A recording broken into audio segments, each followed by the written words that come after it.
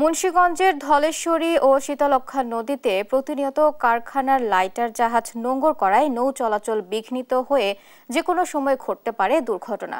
এ নিয়ে বিস্তারিত জানাতে সরাসরি যুক্ত হচ্ছেন সহকর্মী সুমিত সরকার। সুমন, লাইটার জাহাজ নোঙর করা নিয়ে কর্তৃপক্ষ কি বলছেন আমাদের জানাবেন।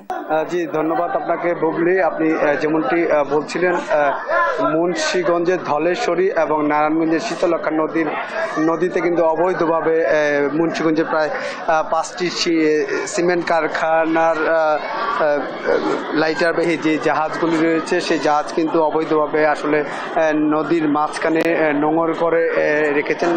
এতে করে কিন্তু নৌ চলাচল কিন্তু বিঘ্নিত হচ্ছে বলে আমরা আসলে তাদের কাছে জানতে পেরেছি। তারা কিন্তু বলছেন যে মুন্সিগঞ্জ নারায়ণগঞ্জ নৌ রুটে যেই লঞ্চ চলাচল করে সেই লঞ্চ চলাচল করতে কিন্তু আসলে তাদের অনেক ব্যাগ পেতে হয়। এখানে কিন্তু শুধু মুন্সিগঞ্জ নারায়ণগঞ্জ নৌ রুট নয়, এখানে কিন্তু ঢাকা বরিশাল দক্ষিণাঞ্চলের প্রায় শতাধিকেরও অধিক এই রোড দিয়ে কিন্তু আসলে পারাপার হয়।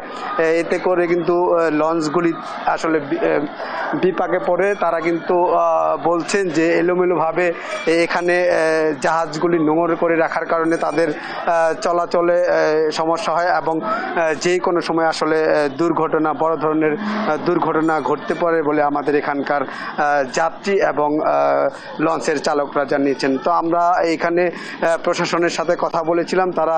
তারা যেটি বলছেন তারা ব্যবস্থা নেবেন বলে আমাদের এখানকার যারা কর্তৃপক্ষ রয়েছেন তারা সেটি আসলে জানিয়েছেন। তো এখানে কিন্তু মুন্সিগঞ্জ থেকে ঢাকা দক্ষিণাঞ্চলের লঞ্চ এবং ঢাকা নারায়ণগঞ্জ এবং নারায়ণগঞ্জ থেকে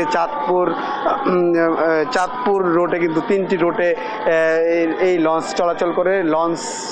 লঞ্চের পাশাপাশি কিন্তু এখানে প্রচুর পরিমাণ বালুবাহী বলগেট কিন্তু এই নৌ রুটটি দিয়ে কিন্তু আসলে চলাচল করে এবং এখানকার যাত্রীরা কিন্তু বলছেন যে যেই কোনো সময় একটি বড় ধরনের দুর্ঘটনা ঘটতে পারে বলে আমাদের এখানকার যাত্রীরা জানিয়েছেন। তো আসলে যাত্রীরা বলছেন যে প্রশাসন যদি এই উদ্যোগ না নেয় তাহলে কিন্তু এই নৌ সড়কে আসলে দুর্ঘটনা ঘটতে পারে। তো এই ছিল আমার কাছে মুন্সিগঞ্জ লঞ্চ ঘাট থেকে নৌ চলাচলের সবশেষ খবর। বুবলি।